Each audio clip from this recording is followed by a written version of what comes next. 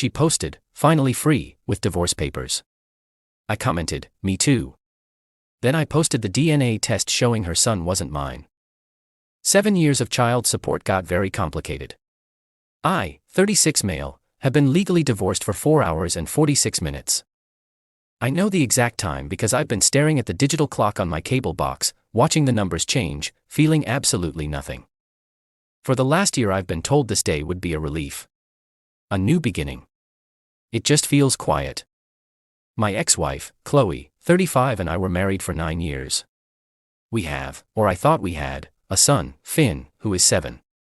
The divorce was her idea. She hit me with the classics. She felt stifled. She'd lost herself in being a wife and mother. And she needed to go on a journey of self-discovery. I didn't fight it. The last few years had been a slow emotional drain. I'm a middle school history teacher. My life is structured, predictable. Qley always craved chaos. We agreed to what I thought was an amicable split.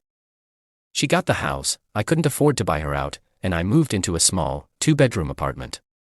We agreed on 50-50 custody of Finn.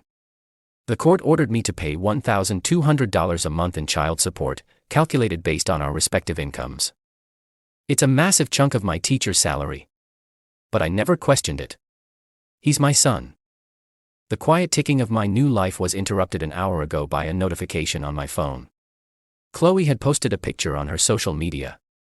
It was a professionally shot photo of her, laughing, signing the final divorce decree with a fancy pen in one hand and a glass of champagne in the other. The caption read, "Finally free to live my authentic life. Here's to leaving the past behind and embracing a future with no regrets. So unburdened. Divorced, new beginnings, freedom." My first reaction was a dull ache. Unburdened. Was that what I was? A burden. But then I took a deep breath. I didn't get angry. I didn't feel sad. I just felt clarity. Because I've been holding a secret for the last 2 months.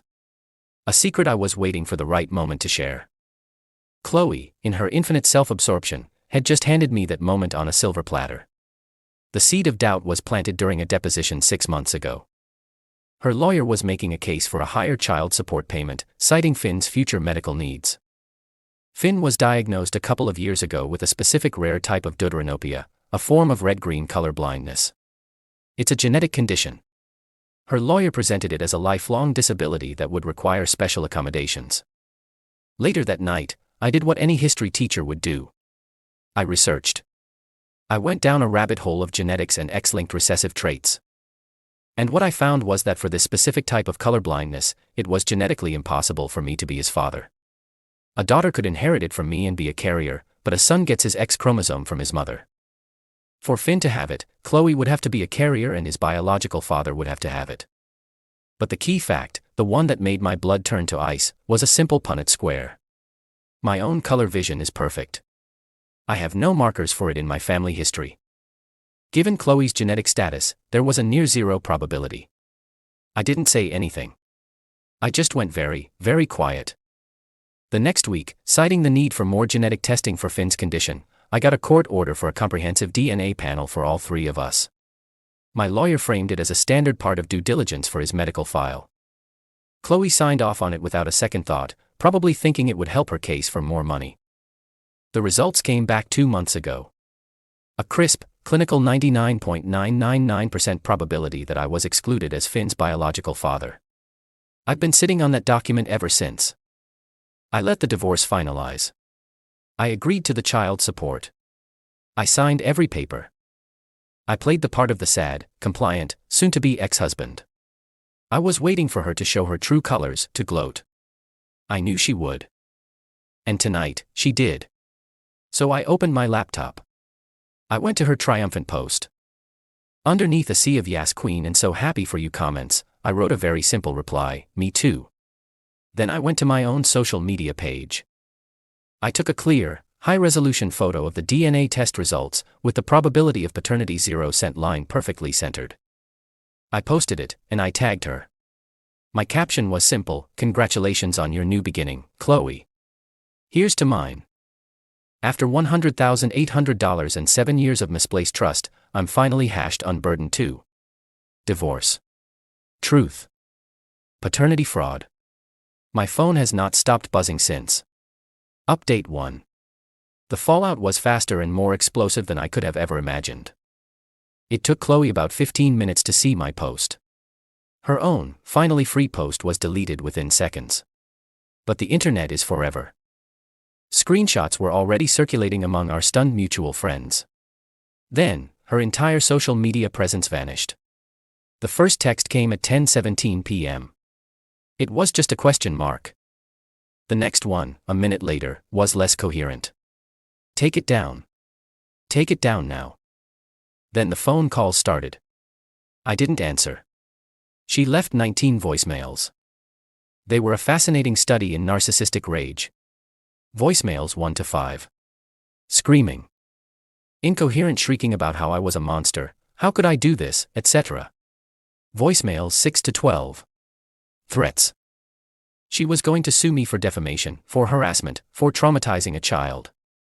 She was going to ruin my career and tell everyone at my school I was an unstable lunatic. Voicemails 13 to 19. Weeping. Pathetic, sobbing pleas about how I was destroying her life, how she was the victim, how I had no idea what she'd been through. Not once, in any of those messages, did she deny it. She wasn't angry that I knew the truth. She was angry that I had told it. The next morning, her parents called. Her father, an arrogant man who always looked at me like I was something he'd scraped off his shoe, did the talking. Noah, he said, his voice dangerously calm. You've made your little point. Now, you're going to take that disgusting post down, and you're going to issue a public apology to Qley and Finn for this vicious, uncalled for attack. I was quiet for a moment. Then I said, uncalled for. Finn is your son in every way that matters, her mother chirped in on the extension. You raised him. A piece of paper doesn't change that. What you've done is cruel to him and to our daughter.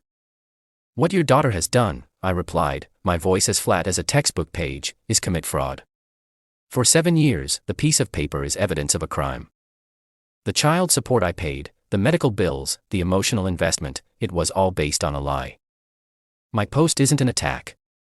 It's a correction to the public record. You're going to regret this, her father growled and hung up. My lawyer, a wonderfully pragmatic and shark-like woman named Ms. Albright, was not surprised. Let them posture, she said over the phone. They have no legal standing. You posted a factual, court-admissible document. She had already, at my instruction the day after the divorce, filed the necessary paperwork. First, an emergency motion to immediately suspend my child support obligations pending a hearing. Second, a petition to disestablish paternity, legally removing me as Finn's father. And third, the big one, a civil lawsuit against Qley for paternity fraud, seeking recoupment of every single dime I paid. The total comes to $100,800 in child support, plus another $15,000 for medical and educational expenses I covered. We are also suing for legal fees and punitive damages. I haven't seen Finn. The custody agreement is void now. I feel a deep, wrenching pain when I think of him. He is the innocent victim in all of this. I look at pictures of us, at the science fair, at his first baseball game, and the man in those photos is a stranger to me. A well-meaning fool who was living in a fictional story. This isn't about him. I have to keep telling myself that. This is about Qley's lie, and I'm not paying for it anymore. Not financially, not emotionally, not for one more day. Update 2. The legal wheels grind slowly, but they grind fine. The last few months have been a masterclass in my ex-wife's sense of entitlement and her complete detachment from reality. Our first court appearance was for the emergency motion to suspend child support. Qley showed up with a new, expensive-looking lawyer. Her defense strategy was, frankly, audacious. They argued for paternity by estoppel. It's a legal doctrine that basically says if you present yourself as a child's father for a significant period, you are then estopped or prevented from denying paternity later.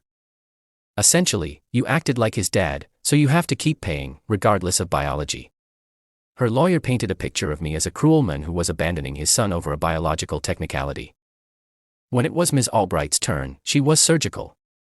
Your Honor, she said, the doctrine of paternity by estoppel is intended to protect a child from the sudden whims of an ambivalent father. It is not, and has never been, a shield for paternal fraud. My client did not know, nor could he have reasonably known, that he was not the child's father. Ms. Miller actively and maliciously concealed this fact for nearly a decade.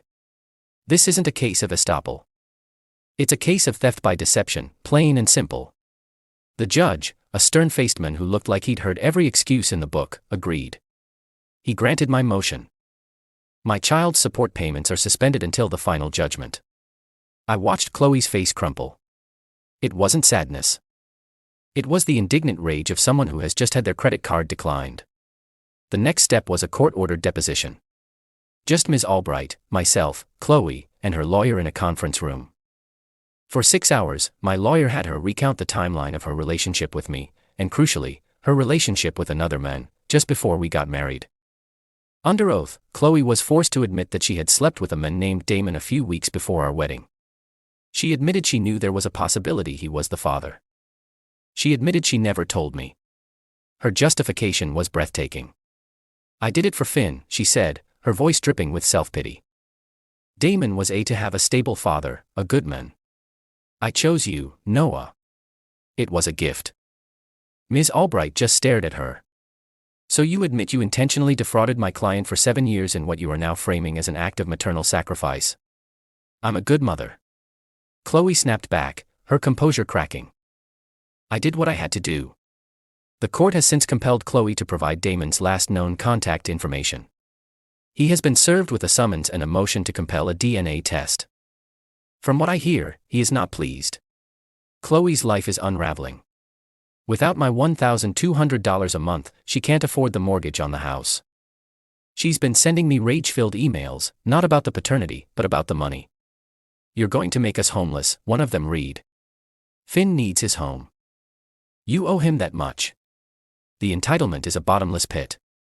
She genuinely believes that she is the victim and that I owe her a comfortable life, even after all of this. It's hard. I see Finn's school picture on my fridge and I feel a pang of something I can't name. It's grief, I think, for a son I never really had. But then I read one of Qley's emails and the grief turns to cold, hard resolve. I will not be the foundation for her house of lies anymore. Final update. It's over. The final judgment came down last week. It has been a long, ugly, and expensive year. But the end result is a quiet, profound vindication. Damon, the biological father, fought the paternity test. He lawyered up and tried to claim he couldn't be the father. But the timeline was undeniable and the court-ordered test confirmed it. He is Finn's father. A new child support order has been established against him. Qley is now getting about $450 a month from a man who actively resents both her and the child. A man she herself described as having no ambition. Her gift to her son was a bitter legacy. The main event was my civil suit against Qley for fraud. Her paternity by estoppel defense was laughed out of court. The judge, in his final ruling, was absolutely brutal. He called her actions a calculated and reprehensible scheme of deceit. And a profound betrayal of both marital and parental trust. Here's the final judgment. I, Noah Galloway, am legally and permanently disestablished as the father of Finn Miller.